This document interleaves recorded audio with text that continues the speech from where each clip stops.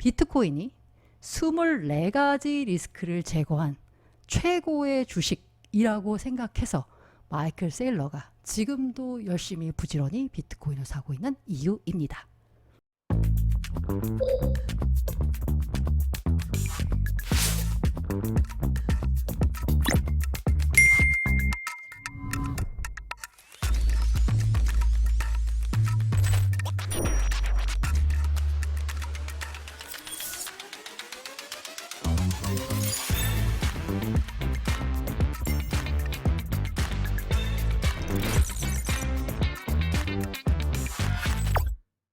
알고라는 미국 비트코인이 최고의 주식인 이유 피트 세일러 형. 촬영 시각은 6월 4일 낮 12시 30분 경입니다. 주가 그래프인데요. 이 98년부터 주가가 쫙 나와 있어요. 이 닷컴 버블 때 와 주가가 어마어마하게 올랐습니다. 그러다가 버블 꺼지면서요. 뭐 전형적으로 닷컴 버블 때 올랐던 기업들의 주가 마냥 급락을 했죠. 제자리 걸음을 했습니다. 그러고서 그냥 지지부진 하다가 갑자기 21년도에 급등이 나왔습니다. 물론 닷컴 버블 수준에 미치지 못하지만 급등이 나왔고요. 이후에 다시 급락을 했다가 23년 초에 바닥을 찍고 나서 본격적으로 오르기 시작하더니 최근에 주가가 어마어마하게 올라왔습니다. 닷컴 버블 당시 주가 이거 회복할 수 있어 싶은데 지금 상승 속도를 보자면 꿈이 아니다. 가능할 수도 있다. 라는 생각마저 들 정도입니다. 다 아시겠지만 이 그래프는 바로 마이크로 스트래터지의 상장 이후 최근까지의 주가 그래프입니다. 이 주가를 보자면요. 이 그저 그렇던 기업이 다시 시장에 주목을 받은 셈이잖아요. 어떻게 그렇게 됐을까?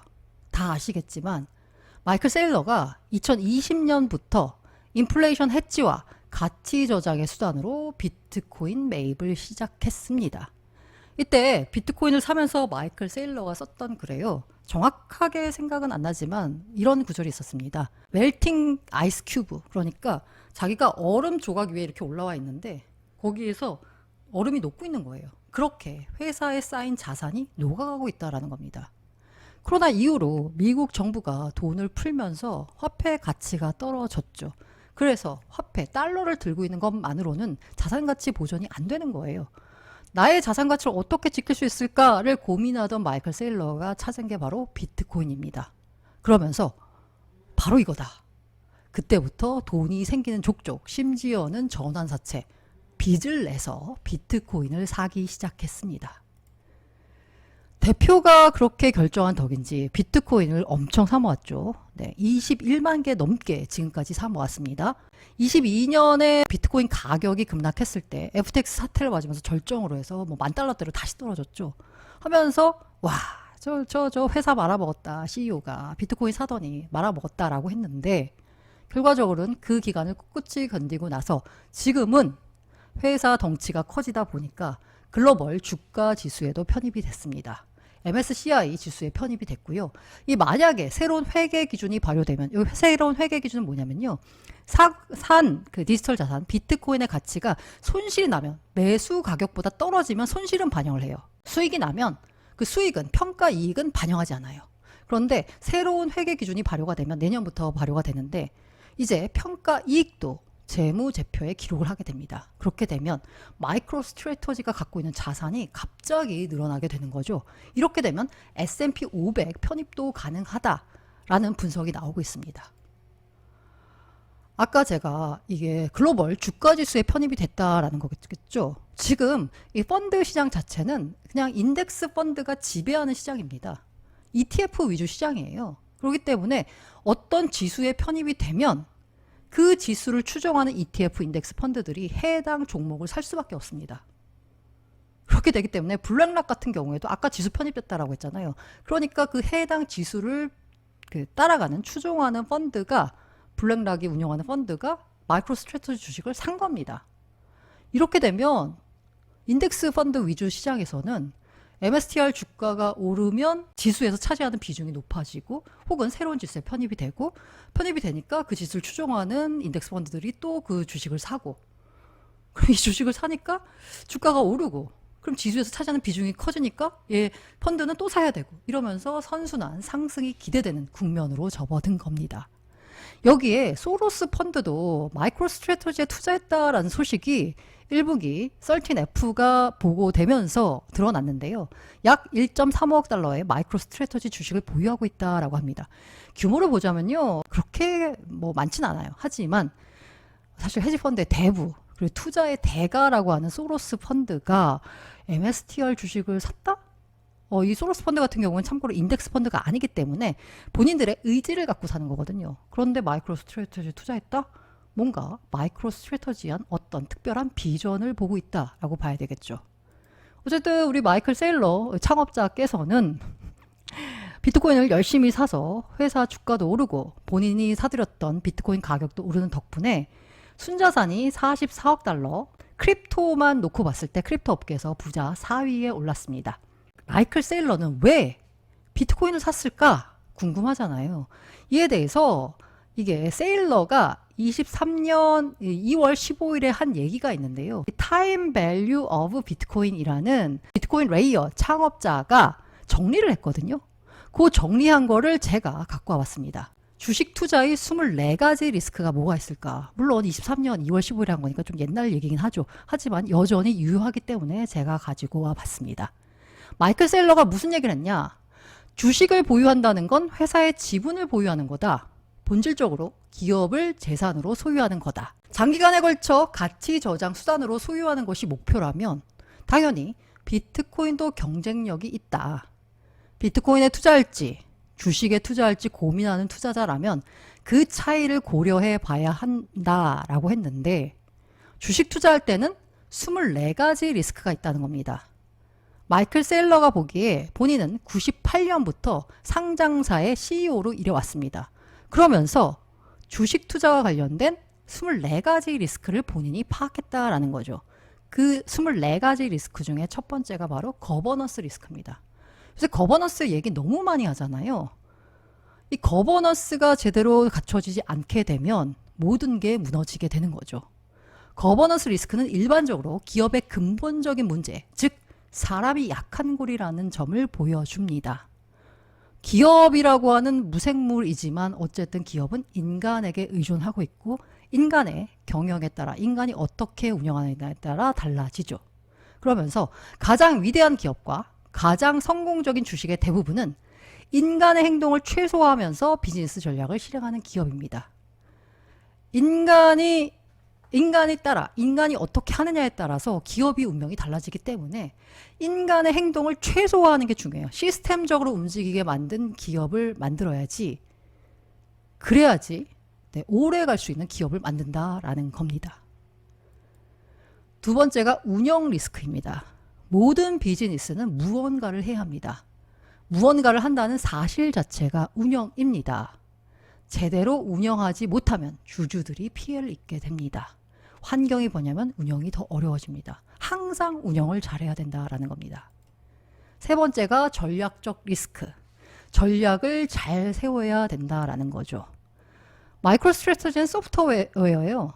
그런데 우리가 경쟁했던 대부분의 소프트웨어 회사가 실패한 이유, 그러니까 자신들의 경쟁 소프트웨어 회사가 실패한 이유가 이사회와 CEO가 잘못된 인수를 했기 때문입니다. 회사가 성장하기 위해서 지금의 뭔가 부진한 국면을 타개하기 위해서 새로운 사업에 진출하기로 결정을 합니다. 그러면서 뭔가 인수를 해요.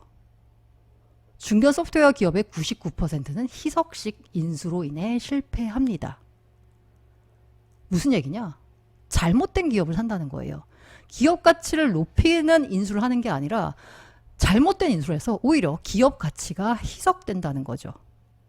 경쟁사들이 모두 폐업한 이유는 모두 부적절한 희석식 인수를 연달아 했기 때문입니다. 그들은 취약한 회사였고 자신의 기업의 소멸을 막기 위해 자신들의 기업이 뭔가 부진하니까 그걸 위한 타겟책으로 다른 회사를 인수했는데 역시나 별로인 회사를 인수했다는 거예요. 그런 전략적 리스크가 있다라는 겁니다.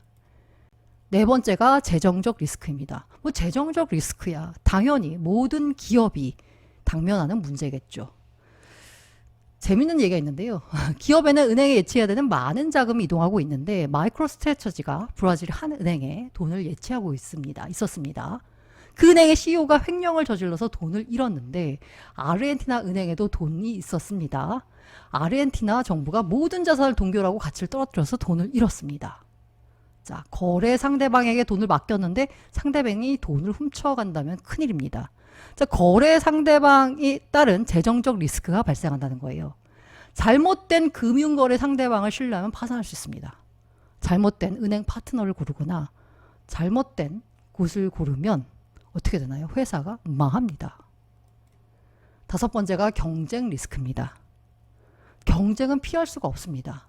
어떤 분야에서 세계 최고라고 하더라도 다른 경쟁 업체들이 치고 올라옵니다. 내가 아무리 좋은 핸드폰을 만들어도 다른 업체가 더 좋은 핸드폰을 만들죠.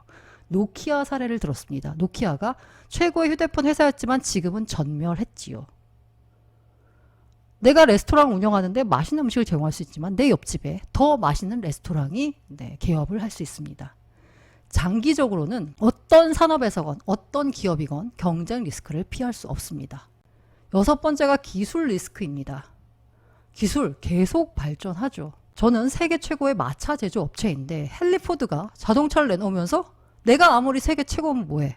내가 아무리 경쟁자보다 앞서면 뭐해? 기술이 한 물이 가면서 나는 망하게 됐죠. 시간이 지나면서 새로운 유형의 기술이 등장합니다. 기술에는 항상 주기가 있습니다. 이 주기가 있기 때문에 회사는 기술 리스크에 직면할 수 있다는 거죠.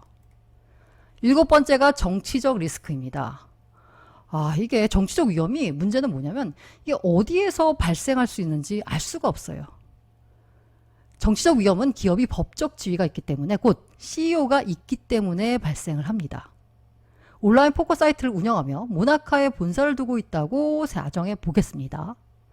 불법적으로 사업을 하는 건 아닌데 CEO가 휴가차 모나코에서 바하마로 비행기를 타고 가다가 비행기를 타기 워싱턴 DC에 들렸는데 미국 관할권을 넘었기 때문에 워싱턴 DC에서 체포가 되는 일이 발생할 수 있죠.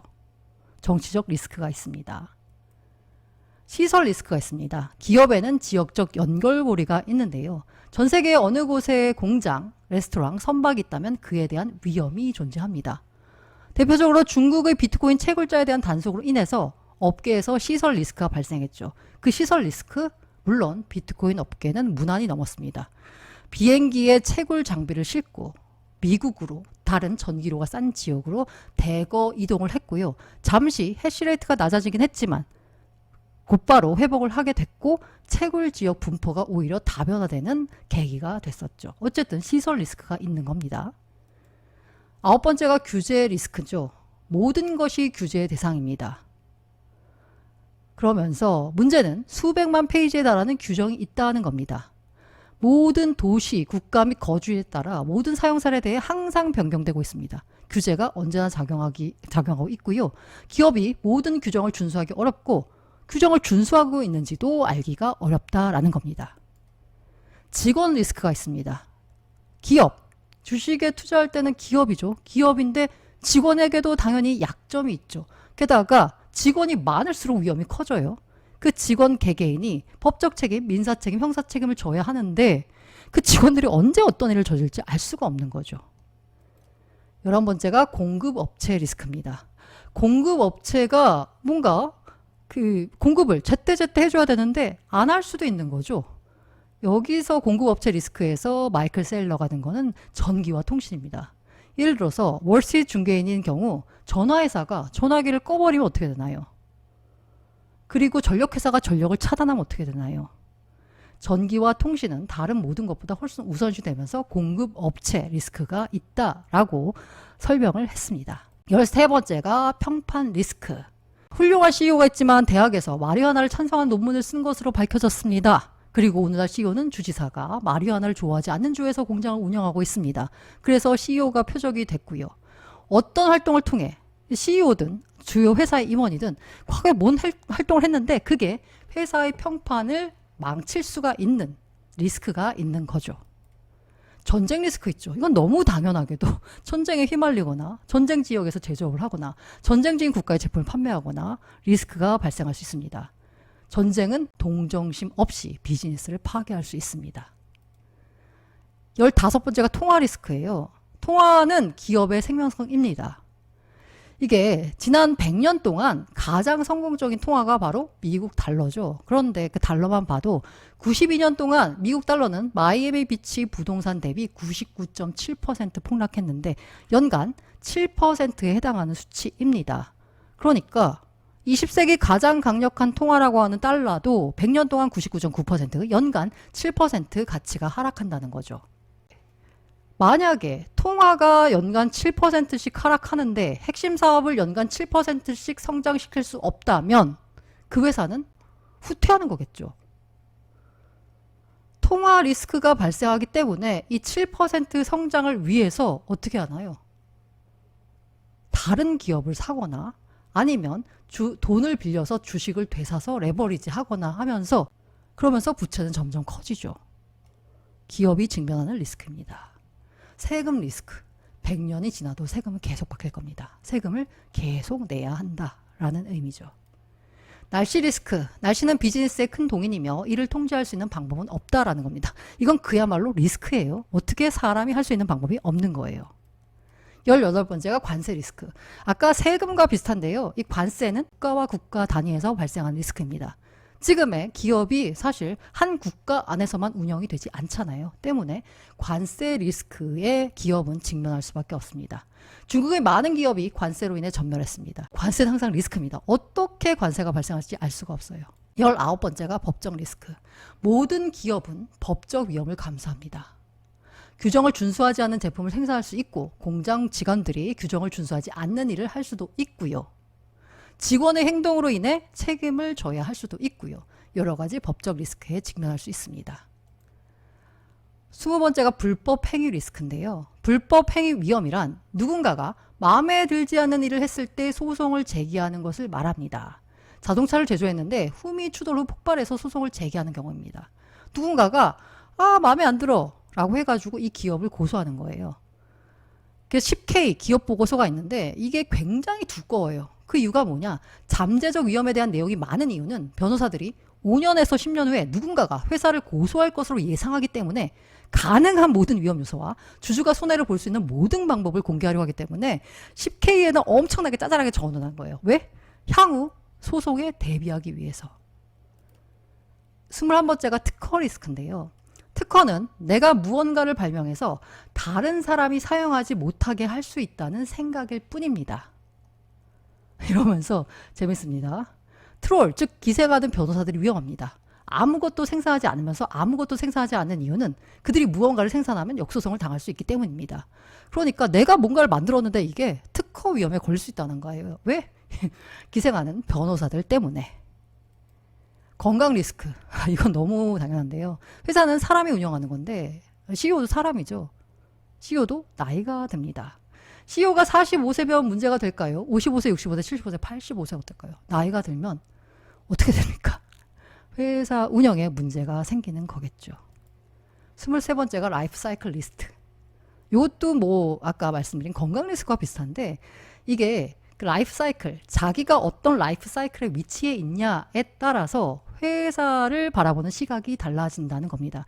게다가 여기서 예를 든 건 뭐냐면 85세에 네 번째 이혼을 겪고 있고 소유한 회사의 절반을 두고 싸우는 자녀와 손자가 있다면 왕조시대의 권력 투정을 겪게 됩니다. 거버넌스 리스크와 라이프 사이클 막 겹쳐서 문제가 생기는 거죠.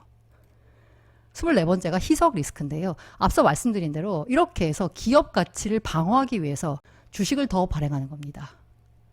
주식을 발행하면서 자산을 더 적게 취득하거나 단순히 부채를 갚는다면 주주 가치가 희석되는 겁니다.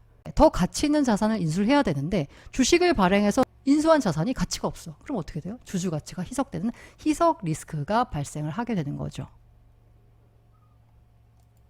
자, 결론. 이게 뭐냐? 아까 말씀드린 대로 24가지 리스크가 있습니다. 물론 그 리스크를 꼼꼼히 뜯어보면 겹치는 부분도 있을 거예요. 어쨌든 이 24가지 리스크가 세일러가 보기에는 모든 회사의 주식 소유자가 감수해야 되는 리스크이고요. 회사의 모든 이사와 CEO는 매일 매순간 이러한 위험에 대해 생각해야 합니다.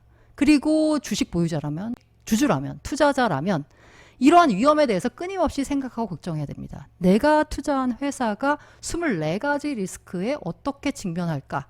이를 걱정을 해야 돼요. 이러면서 앞서 말씀드린 대로 통화 리스크가 있죠.